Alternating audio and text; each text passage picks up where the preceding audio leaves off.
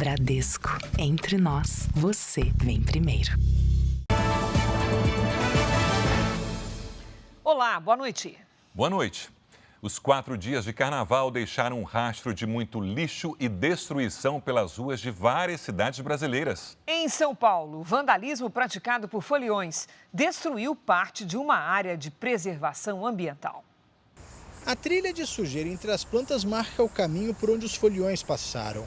Tudo foi pisoteado e parte da vegetação ficou destruída. Nós ficamos muito tristes, porque assim, a gente ainda teve o cuidado de vir aqui conversar com o bloco para tomar cuidado com o lixo, que era a nossa preocupação. Mas a gente não imaginava o volume de gente que ia vir para a praça. Entre as árvores, papel picado, latas de bebidas e muito confete. No alto, serpentinas enroscadas entre os galhos. Falta um pouco de consciência coletiva mesmo, né? Acho que é um pouco de falta de respeito do público e também de controle do poder público. Acho que são as duas coisas juntas. As marcas de vandalismo e destruição podem ser vistas por todos os cantos. A praça existe há quase 50 anos. É uma zona de proteção ambiental com aproximadamente 20 mil metros quadrados, onde existem diversas espécies de árvores, como embaúba, pau-brasil, palmeira jussara e várias outras nativas da Mata Atlântica. Vegetação protegida por lei. Essas plantas são buscadas em viveiros específicos, que são plantas realmente da Mata Atlântica. A gente traz plantas frutíferas e não frutíferas. Esse carnaval trouxe essa triste surpresa, porque ela acabou com uma série de plantas de árvores que nós tínhamos plantado há cerca de um mês atrás. A Juliana é síndica de um prédio. Durante o carnaval, ela aluga grades de proteção e contrata vigilantes extras para garantir a segurança. O que sempre acontece, jogar em garrafas para dentro do condomínio. A gente já teve uma situação de tentativa de invasão para uso do banheiro do condomínio. O aparato custa em torno de R$30 mil para 4 dias. Tudo para minimizar os prejuízos da folia. No final das contas, a gente paga uma conta que, no meu entendimento, deveria ser pública. A sensação da gente, assim, é enxugar gelo, né? Porque você cuida e destrói, cuida e destrói. Em nota, a Prefeitura informou que o bloco que passou pela praça mostrada na reportagem foi autorizado a desfilar no local, já que no ano passado fez esse mesmo trajeto e não houve registro de incidentes. 30 celulares foram roubados por hora durante o Carnaval de São Paulo. E para combater o crime, policiais mascarados se infiltraram nos blocos. PMs são presos suspeitos de estuprar uma jovem depois de dar carona em carro da polícia. Setor de turismo registra faturamento recorde em 2024. Donald Trump cita o Brasil ao criticar países que taxam produtos americanos e ameaça adotar novas tarifas. China responde e diz estar pronta para qualquer tipo de guerra contra os Estados Unidos. No futebol, Neymar busca a 6ª final de Campeonato Paulista pelo Santos. E os preparativos de Palmeiras, São Paulo, Corinthians e Santos para as semifinais.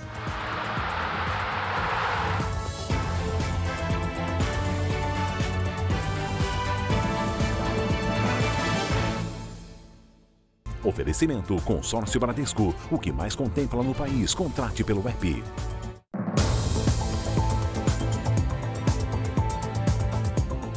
Com as aglomerações durante o Carnaval, o risco de contrair Covid aumenta.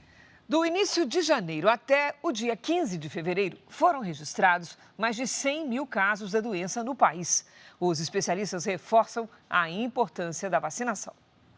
Edson estava ansioso pelo nascimento da neta em fevereiro, mas 3 dias antes do grande momento, percebeu os primeiros sintomas. Foi a garganta pegar um pouquinho, né?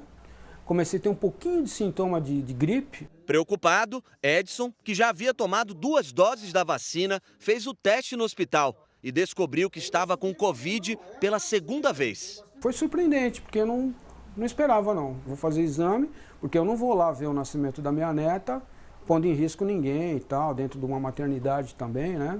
O Brasil registrou mais de 100 mil casos e 500 mortes por Covid do início de janeiro até o dia 15 de fevereiro deste ano. As 3 primeiras semanas tiveram o maior número de registros da doença dos últimos 10 meses, com quase 58 mil notificações. Houve um aumento de 151% nos diagnósticos da doença em comparação com as 3 últimas semanas de dezembro, quando foram registradas 23 mil infecções. É um número alto. Se a gente for considerar um período aí de mais ou menos um mês, 500 mortes por uma única causa é bastante coisa. A gente não pode esquecer, Felipe, que no ano passado, por exemplo, a gente teve quase 7 mil óbitos por Covid. Apesar da taxa de mortalidade por Covid permanecer na categoria muito baixa, com menos de 1 óbito a cada 100 mil habitantes, o médico alerta para a importância de completar o ciclo vacinal. A gente não vive mais um tempo pandêmico, mas a gente já tem muitos casos de Covid acontecendo. Isso se explica, entre outras coisas, talvez pelas festas de final de ano, pelo retorno às aglomerações e por um relaxamento da prática vacinal. Pessoas que deveriam estar se vacinando, de repente esqueceram ou acham que não precisam mais tomar a vacina. Puxa, eu fui no nascimento dos outros 3 netos e dela eu não consegui ir, né? Mas não tem problema, depois eu conto para ela.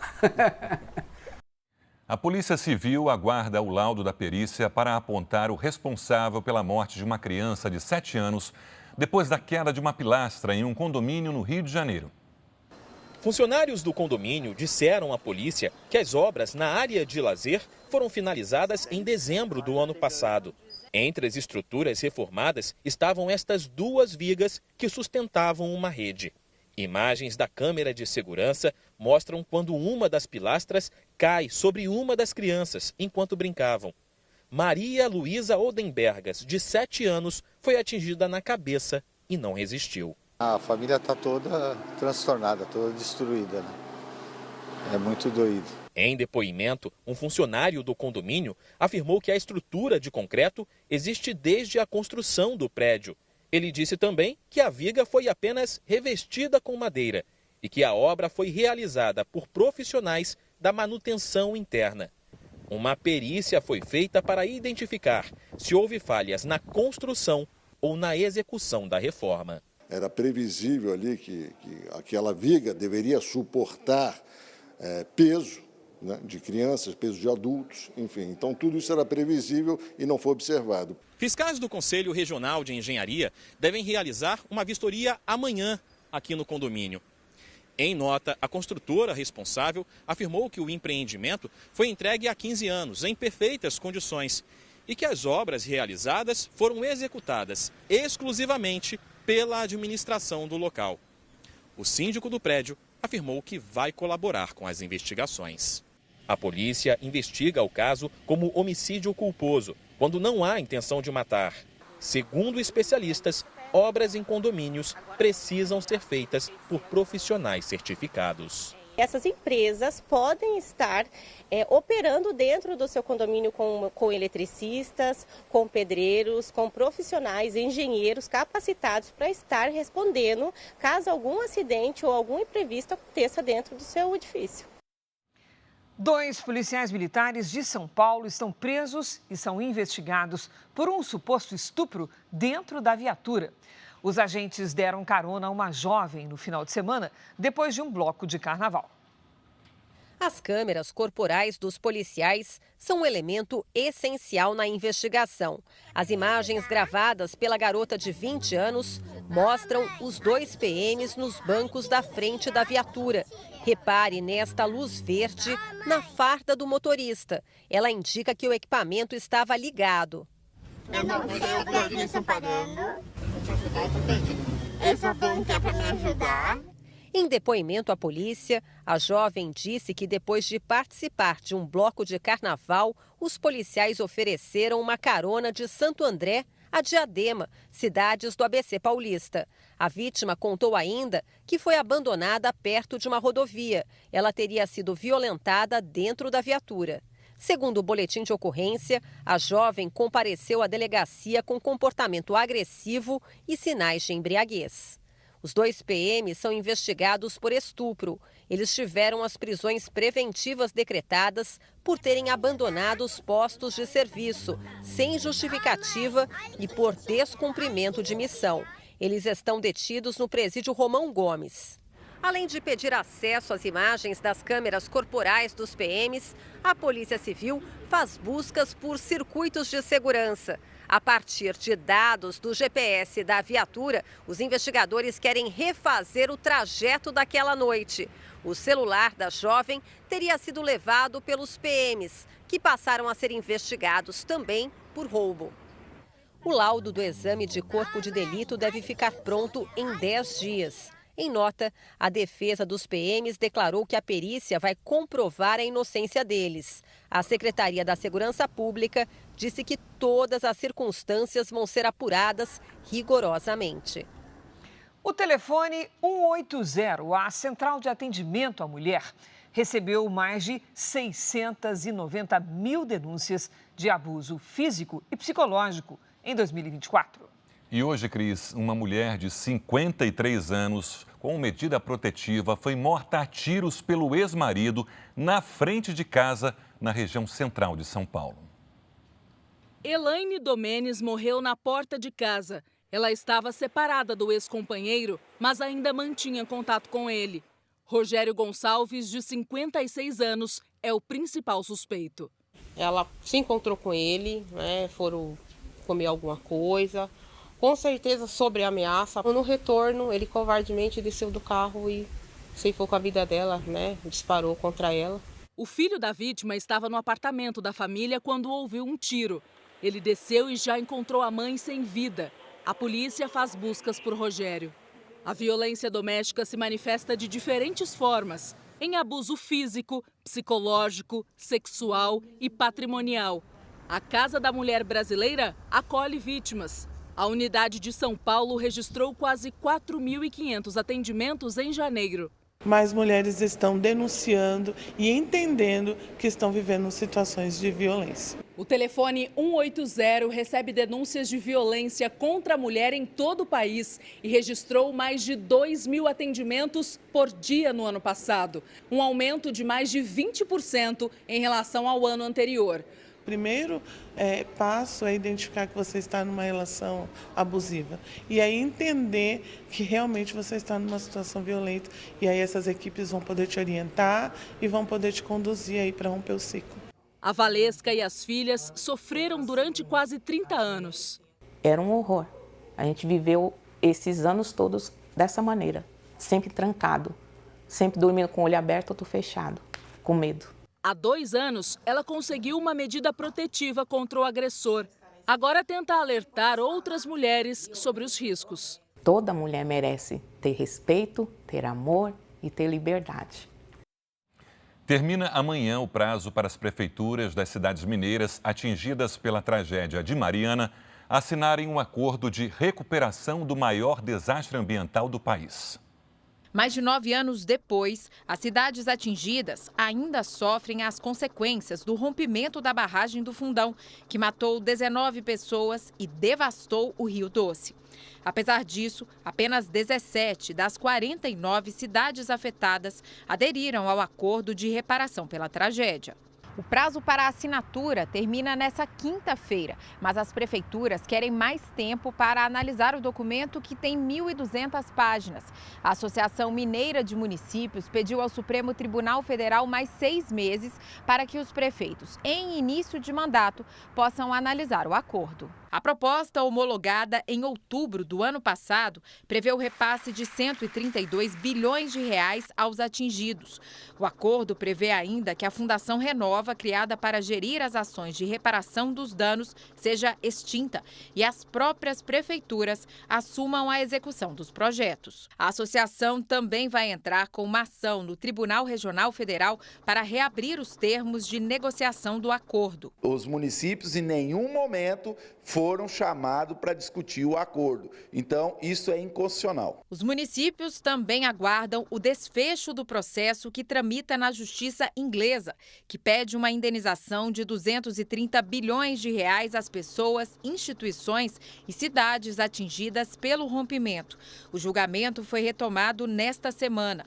Em nota, a Samarco disse que o acordo de reparação da bacia do Rio Doce segue como a única alternativa de negociação que assegura a continuidade e a conclusão definitiva da reparação.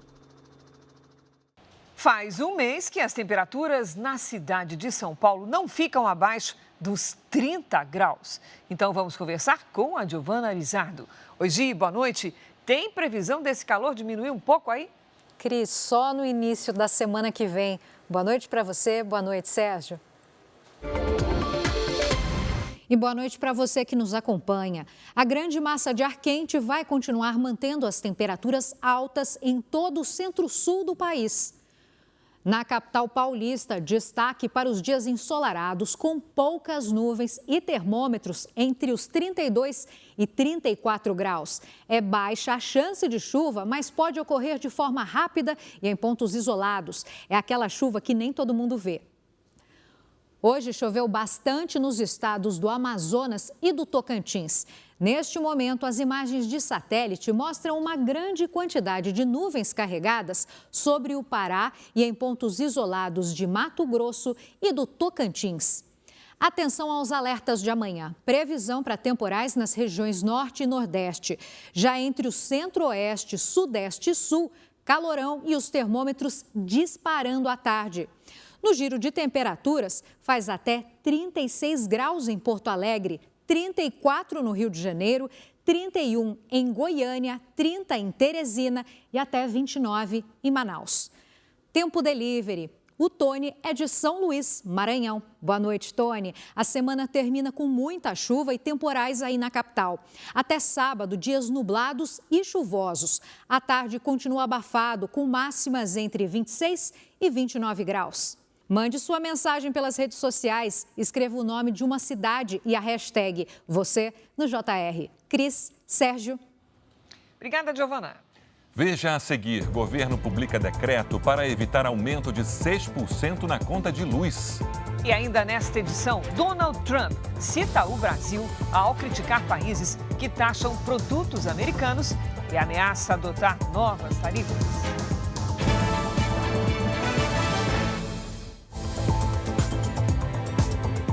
O governo federal publicou hoje um decreto que evita um aumento de 6% na conta de luz. Luiz Fara Monteiro tem as informações direto de Brasília. Boa noite, Fara. Importante evitar esse impacto na inflação, não é mesmo? Verdade, Cris. As regiões Sul, Sudeste e Centro-Oeste escapam aí desse possível aumento. Boa noite também ao Sérgio, a você que acompanha o Jornal da Record. O percentual iria cobrir os prejuízos da usina de Itaipu. Depois do Carnaval, o principal assunto aqui em Brasília é a reforma ministerial. Nos bastidores, começou a ser discutida a possibilidade do deputado Guilherme Boulos, do PSOL, assumir a Secretaria-Geral da Presidência. A pasta, hoje chefiada por Márcio Macedo, é responsável pelo contato do governo com os movimentos sociais. A possível entrada de Guilherme Boulos sinaliza a intenção de Lula de se reaproximar dos movimentos sociais. Seria um aceno à base política numa tentativa de melhorar a imagem do governo. Mas há resistências ao nome, tanto no PSOL quanto no PT. O ex-ministro da Secretaria de Comunicação, Paulo Pimenta, também é cotado para a vaga. Outra mudança pode acontecer no Ministério do Desenvolvimento Agrário e Agricultura Familiar. O presidente Lula se reuniu hoje com o titular, ministro Paulo Teixeira. A passagem de bastão já começou. O novo ministro da Saúde, Alexandre Padilha, publicou em redes sociais uma foto com Gleisi Hoffmann, que vai para a Secretaria de Relações Institucionais. O governo publicou hoje um decreto que evita que o saldo negativo de 121 milhões de reais da usina de Itaipu no ano passado sejam repassados ao consumidor. O valor será coberto por um fundo. Com a medida, o governo evita um aumento de 6% nas contas de luz das regiões Sul, Sudeste e Centro-Oeste. Ontem, o presidente Lula ligou para o diretor Walter Salles, do filme Ainda Estou Aqui, e parabenizou pelo Oscar de melhor filme internacional. Extraordinário, querido. Acho que você fez história, sabe? E você e a Fernanda e a equipe toda e todo mundo que participou, porque essa coisa não acontece só por causa de uma pessoa, essa coisa acontece por causa da história que te comoveu, que te sensibilizou, e eu fiquei muito orgulhoso. A Polícia Federal investiga uma série de ataques cibernéticos contra portais da Justiça. O STJ, o Superior Tribunal de Justiça, informou que as tentativas foram bloqueadas. O Conselho Nacional de Justiça informou que nenhum sistema foi atacado. Já o Tribunal Regional Federal da 4ª Região, que tem sede em Porto Alegre, confirmou que foi alvo de hackers na última sexta-feira, mas que os sistemas do órgão não foram invadidos. O ministro do Supremo Tribunal Federal, Alexandre de Moraes, arquivou o inquérito que investigava o governador do Distrito Federal, Ibanez Rocha, por suposta omissão nos atos antidemocráticos de 8 de janeiro de 2023.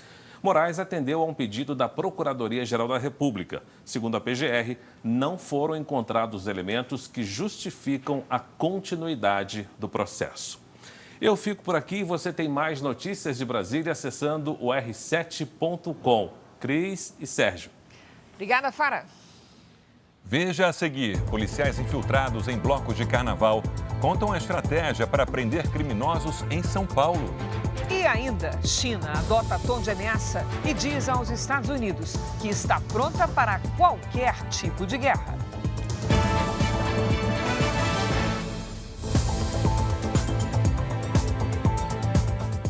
Eles tiveram que enfrentar calor, cansaço e horas de muita música alta para manter o disfarce perfeito no carnaval em São Paulo. Policiais civis se fantasiaram e prenderam criminosos. No estado, os roubos de celulares caíram 37% durante o período.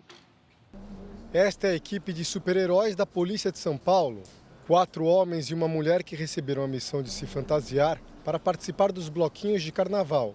Para preservar a identidade, eles dão entrevistas mascarados. A intenção é realmente se misturar aos foliões de uma forma que a gente passe mais desapercebido, né, a fim de identificar ali principalmente crimes patrimoniais. Os policiais contam como é a estratégia para não chamar a atenção. A gente tem que brincar com os foliões, estar circulando lá no meio deles, ficar atento ao mesmo tempo.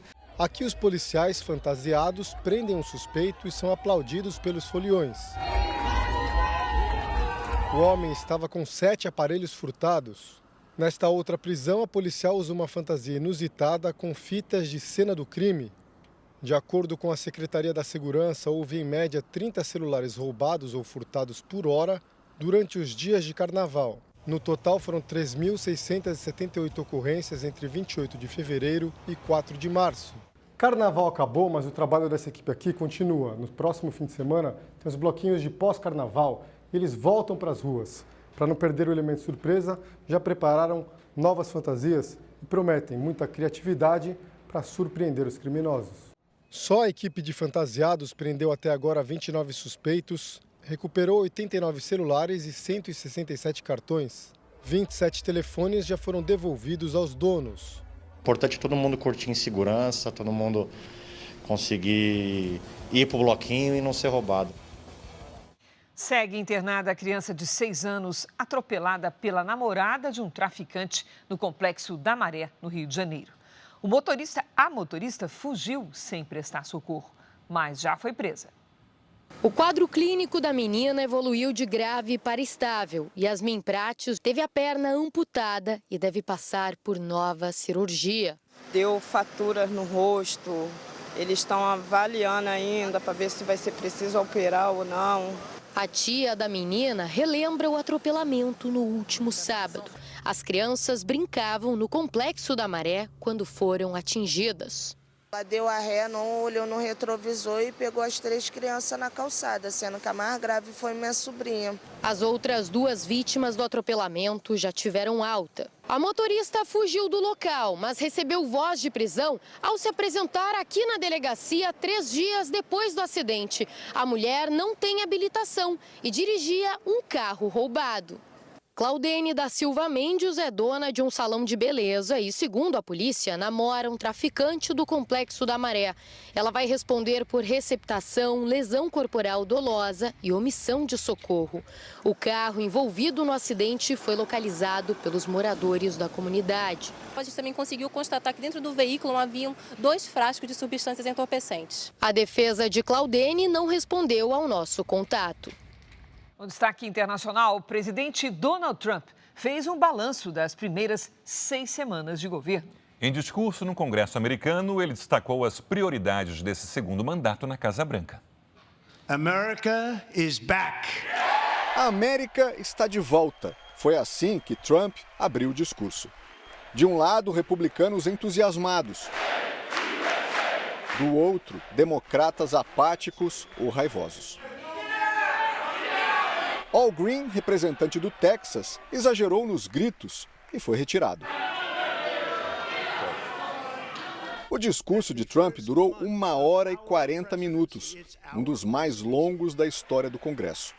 Familiares de americanos mortos por imigrantes ilegais foram convidados e ouviram os esforços para aumentar a segurança nas fronteiras. Trump anunciou que as chamadas tarifas recíprocas contra países parceiros comerciais vão entrar em vigor em 2 de abril e citou o Brasil como exemplo. European Union, China, Brazil. A União Europeia, China, Brasil, Índia, México e Canadá, você já ouviu falar deles? E inúmeras outras nações nos cobram tarifas tremendamente mais altas do que cobramos deles. É muito injusto, disse Trump. Ontem, México e Canadá passaram a ter as exportações para os Estados Unidos taxadas em 25%, enquanto as tarifas sobre produtos chineses aumentaram para 20%. A China, segunda maior economia do mundo, adotou um tom ameaçador.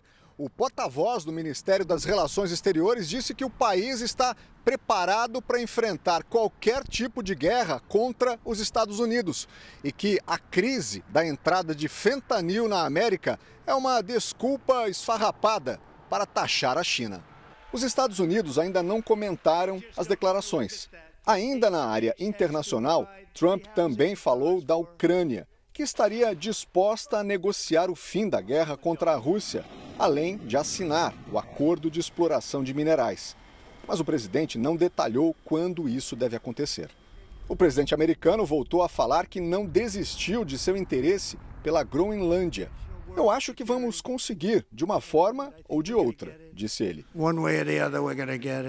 Em uma entrevista, Lars Rasmussen, ministro das Relações Exteriores da Dinamarca, que administra a Groenlândia, classificou o discurso de Trump como ponderado e sinalizou que o assunto tem sido discutido. O presidente americano pediu a aprovação de um projeto de lei para criminalizar cirurgias de mudança de sexo em crianças. A medida seria um complemento às políticas do governo para acabar com ações identitárias. Em um dos momentos mais emocionantes do discurso, Trump ainda homenageou um adolescente que estava na plateia. O nome dele é DJ Daniel.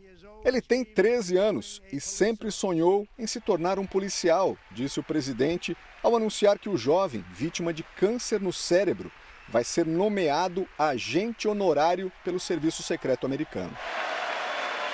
A declaração foi aplaudida de pé por quase todos, com exceção de alguns parlamentares democratas, o que provocou uma série de críticas nas redes sociais. Ao final, Trump prometeu um futuro incrível e disse que a era de ouro da América apenas começou. The golden age of America has only just begun. A Suprema Corte Americana rejeitou a suspensão temporária de fundos da Agência Federal de Ajuda a Programas Humanitários. O governo Trump havia congelado cerca de 2 bilhões de dólares em recursos, ou seja, 11 bilhões 580 milhões de reais. A Corte ordenou que benefícios já aprovados a organizações não governamentais pelo mundo voltem a ser pagos imediatamente. A Casa Branca ainda não comentou. E como você viu na reportagem dos Estados Unidos, a China adotou um tom de ameaça ao país. A correspondente Silvia Kikuchi está ao vivo, direto da Ásia. Silvia, para você aí, bom dia. Isso mesmo. Oi, Sérgio. Oi, Cris. Boa noite a todos aí no Brasil. O governo chinês disse que está pronto para lutar numa guerra tarifária, comercial ou qualquer outro tipo de guerra. no mesmo dia anunciou um aumento de mais de 7% no orçamento de defesa. O plano é expandir e modernizar o exército. O país já enfrentava tensão diplomática com os territórios de Hong Kong e Taiwan e agora entrou em guerra comercial com o governo Trump. Ainda assim, a China anunciou o plano de crescer 5% neste ano. A aposta é no consumo interno. Foram prometidos estímulos fiscais para incentivar as compras e aliviar os impactos das tarifas impostas pelos Estados Unidos. Sérgio, Cris. Silvia Kikuchi, obrigado. Hoje, a Casa Branca anunciou que as montadoras de veículos do México e do Canadá vão ser isentas de tarifas durante um mês. A notícia repercutiu no mercado financeiro. O dólar caiu 2,71%, cotado a R$ 5,75. Já o Ibovespa fechou praticamente estável, subiu 0,2%, com 123 mil pontos. Ucrânia e Estados Unidos decidiram prosseguir com as negociações para o fim da guerra com a Rússia. Já o presidente Emmanuel Macron declarou hoje que a França precisa estar preparada para o caso de um rompimento com os Estados Unidos. Emmanuel Macron fez um pronunciamento na TV francesa e disse que quer se reunir com chefes militares europeus na semana que vem em Paris. O presidente garantiu que está disposto a colocar o arsenal nuclear francês à disposição dos aliados como forma de apoiar a Ucrânia e pressionar a Rússia. Emmanuel Macron também reagiu às tarifas anunciadas por Donald Trump ao Canadá, México e China. O presidente francês alerta que é preciso se preparar para medidas semelhantes contra a União Europeia e que, se isso acontecer, a França e a Europa vão responder. Ontem, o presidente Donald Trump anunciou a retomada das negociações de paz com a Ucrânia depois de dias de tensão entre ele e o presidente ucraniano Volodymyr Zelensky. Em vídeo nas redes sociais, Zelensky comentou que houve um movimento positivo e que espera ter os primeiros resultados na próxima semana. O presidente Trump declarou também que tem mantido sérias conversas com a Rússia e recebido fortes indicações de que o país está pronto para a paz. O governo dos Estados Unidos negocia diretamente com o grupo terrorista Hamas a libertação de reféns que foram levados para a faixa de Gaza. A Casa Branca confirmou que Israel foi consultado antes do início das conversas. A intenção do governo de Donald Trump é garantir que mais reféns sejam libertados. O enviado dos Estados Unidos para o Oriente Médio seria o responsável pelas negociações. Steve Witkoff pediu que Israel evite novos ataques até a conclusão de um acordo com o grupo terrorista. Em Washington, o político se encontrou com 7 reféns que foram libertados durante a trégua.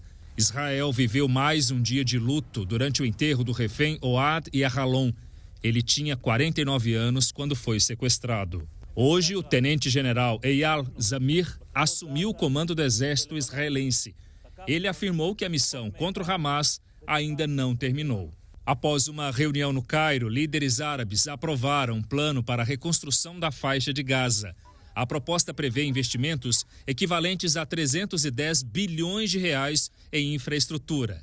O plano garantiria a permanência dos moradores no território, que seria governado pela Autoridade Palestina, responsável pela Cisjordânia.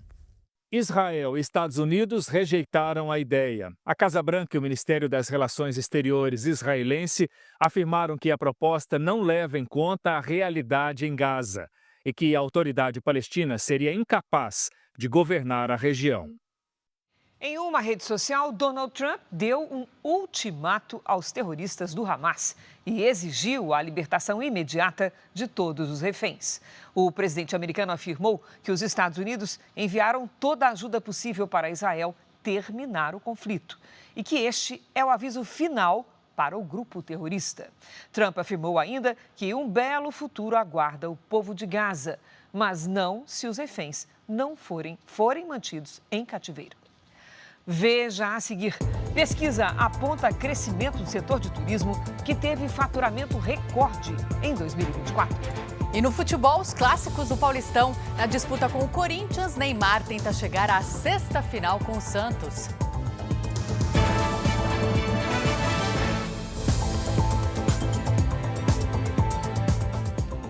A Beija-Flor é a campeã do Carnaval do Rio de Janeiro. A escola homenageou na Sapucaí Luiz Fernando do Carmo, conhecido como Laíla, uma das figuras da história da Beija-Flor que morreu em 2021. O desfile também marcou a despedida de Neguinho da Beija-Flor como intérprete. A escola não vencia o Carnaval desde 2018. A Grande Rio ficou com o vice-campeonato. 7 pessoas ficaram feridas durante um tiroteio em um show do cantor João Gomes, na Praça do Carmo, em Olinda. Entre as vítimas está uma turista de 37 anos, de São Paulo. Ela foi atingida por um tiro na perna e encaminhada para o hospital. Segundo a polícia, a confusão teria começado após uma briga. Ninguém foi preso. Moradores ficaram sem transporte público e lojas foram fechadas depois de uma operação policial que resultou em 12 mortes em um bairro da periferia de Salvador. Os moradores precisaram andar mais de 1 quilômetro para conseguir pegar o ônibus. Os motoristas se negaram a entrar na Fazenda Coutos 3, um dos principais bairros do subúrbio da capital baiana. O policiamento foi reforçado na região. Ainda assim, parte do comércio não abriu as portas. São 20 mil habitantes na área. O alto fluxo de pessoas e o movimento de dinheiro estariam chamando a atenção de criminosos que disputam o tráfico de drogas. Esta imagem mostra o momento em que um grupo tentou invadir o território de uma facção rival nesta terça-feira. Houve um intenso tiroteio e a polícia foi acionada. Estávamos tendo disputa entre duas facções que se aliaram a facções do eixo do Sudeste e que vem desde 2022 tentando promover ondas de violência não só na capital, mas no interior do estado. Criminosos teriam invadido 2 casas e expulsado os moradores para enfrentar a polícia militar. Na troca de tiros, 12 pessoas foram mortas em uma casa. A PM alega que houve um confronto e que todos os suspeitos tinham antecedentes criminais. Uma grande quantidade de drogas e armas foi apreendida no imóvel. A Secretaria de Segurança Pública informou que o policiamento na região vai permanecer reforçado nos próximos dias. O protocolo de morte encefálica do jogador do Bragantino, que sofreu um acidente de carro ontem no interior de São Paulo, foi interrompido pelo hospital. A decisão médica foi tomada após o jogador apresentar quadro de tosse. Pedro Severino, de 19 anos, vai continuar sedado e com ventilação mecânica. Ele sofreu traumatismo craniano grave. O hospital informou que, se não houver evolução clínica, o protocolo será reaberto. O carro em que o jogador estava bateu na traseira de um caminhão na rodovia Anhanguera, na altura da cidade de Americana. Pedro estava com outro atleta do clube que sofreu ferimentos leves. Um filhote de peixe-boi da Amazônia, espécie ameaçada de extinção, foi resgatado ferido em uma comunidade no oeste do Pará. Para ser melhor cuidado, o animal foi levado para a capital, Belém, uma operação bem complexa que precisou de barco, carro e até avião. O filhote de cerca de 2 meses estava preso a uma rede de pesca. Ele recebeu os primeiros socorros na comunidade ribeirinha, onde foi encontrado. Os moradores tiveram orientação dos órgãos ambientais para proteger o peixe-boi até o transporte para Belém. Uma operação bastante complicada. Foram 2 horas de barco do município de Aveiro até Santarém, depois mais 3 horas de voo até a capital paraense e mais 1h30 de carro até Castanhal, na região metropolitana de Belém. Como qualquer filhote, seja de humano ou de qualquer outra espécie, eles têm uma necessidade de uma atenção muito maior do que um animal jovem ou adulto. Aqui na Universidade Federal do Pará, uma equipe multidisciplinar será responsável pelo tratamento do filhote. Ele vai receber todos os cuidados necessários até ter condições adequadas para voltar à natureza. A gente resgata os filhotes e o processo todo da reabilitação ele pode durar bastante, né? De 2 a 3 anos. A gente vai fazer essa manutenção, essa observação com ele por 24 horas, até eu poder chegar e te falar, não, a partir de agora ele vai conseguir passar a noite sozinho, sem nenhuma intercorrência, ele vai amanhecer vivo. O peixe-boi da Amazônia está em extinção. O trabalho de proteção da espécie é importante para a preservação ambiental e também para o bem-estar da fauna amazônica. Ele é tido como o jardineiro da Amazônia. né? Então ele faz controle de plantas aquáticas também. Ele tem nas suas fezes muitas sementes e essas sementes germinam, né, e dão vida a áreas pobres, como as áreas de várzea. O desempenho positivo da economia brasileira ajudou a impulsionar o turismo em 2024. O setor teve faturamento de 207 bilhões de reais no ano passado. O Gustavo e a Patrícia nunca tinham viajado tanto.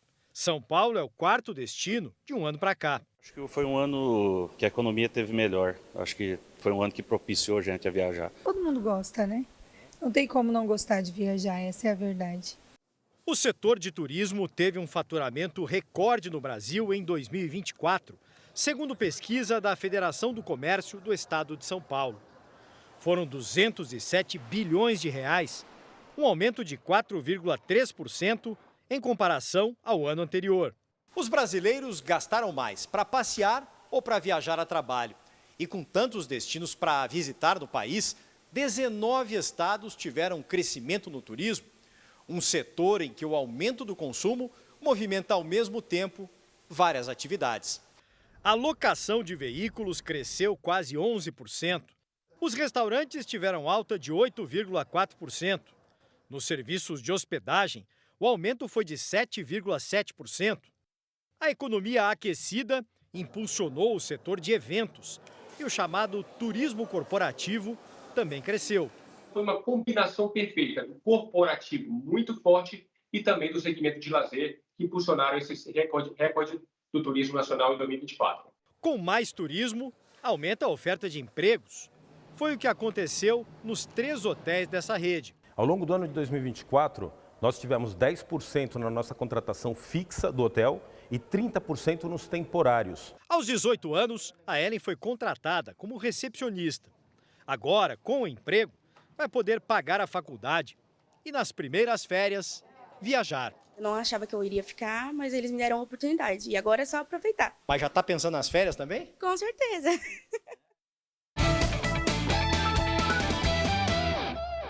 A partir de agora, até a final, só vão ter clássicos no Paulistão. Corinthians, Santos, Palmeiras e São Paulo não chegavam juntos às semifinais desde 2019. A maior contratação da história do futebol brasileiro chegou e já está treinando no Palmeiras. O que será que o reforço de Vitor Roque muda para a decisão da Paulista? E aí, Paloma, o que você acha? O que vai dar? Boa noite para vocês. É muito importante a chegada dele, né? Os palmeirenses estavam pedindo um atacante e Vitor Roque veio. Ele pode ser a peça que estava faltando para o Verdão chegar ainda mais forte como favorito ao título paulista.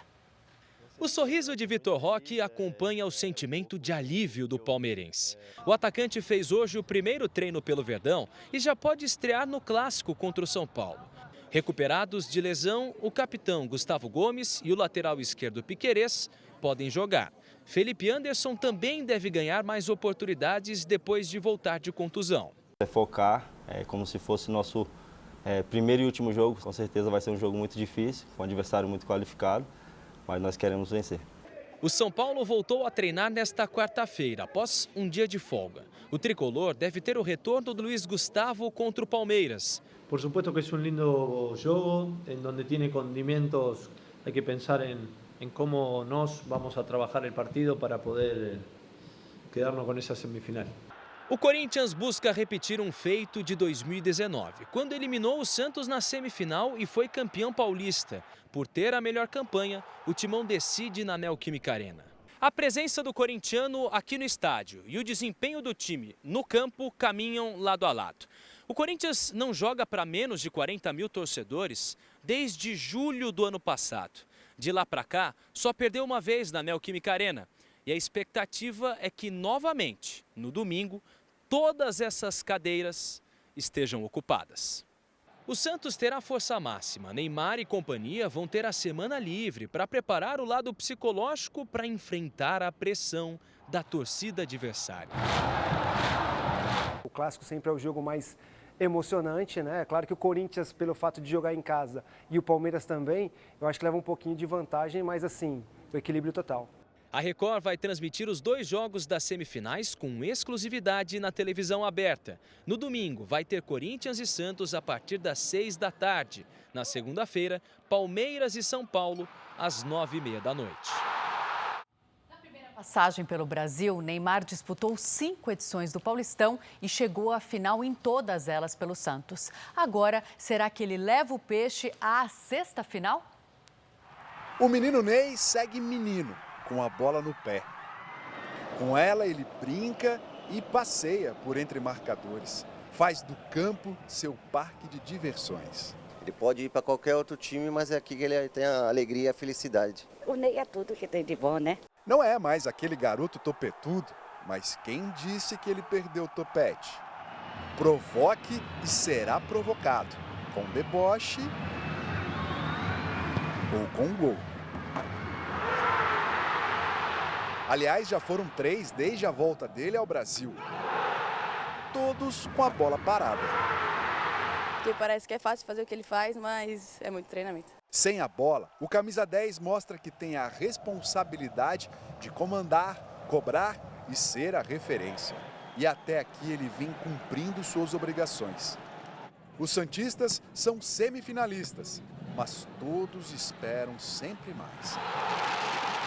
Neymar nunca ficou de fora de uma final de Paulistão pelo Santos. Na primeira passagem, disputou 5 e ganhou 3. Vai dar Santos. A gente já chorou muito, a gente vai sorrir agora. Já decretei, estamos na final. O que empolga o torcedor santista é que o Neymar de hoje, mesmo longe da melhor forma física, está cada dia mais parecido com o Neymar de 2009. Isso é bom para o Santos, para o Campeonato Paulista e para o futebol brasileiro. O Neymar passa para os adversários essa mensagem do Santos grande, do Santos poderoso, do Santos capaz de grandes feitos. E sabe o que não mudou? Mesmo com 33 anos, Neymar está feliz, como uma criança, brincando de bola no quintal de casa. Para fechar, o Palmeiras está bem perto de anunciar a contratação do meio-campo Lucas Evangelista. O jogador disputou o Campeonato Paulista pelo Red Bull Bragantino. Cris, Sérgio. Obrigada, Paloma. E nós ficamos por aqui. À 00:30 tem mais Jornal da Record. Você fica agora com a novela Força de Mulher e logo depois de Gênesis tem a série Reis. Não perca. Ótima noite para você. Boa noite e até amanhã.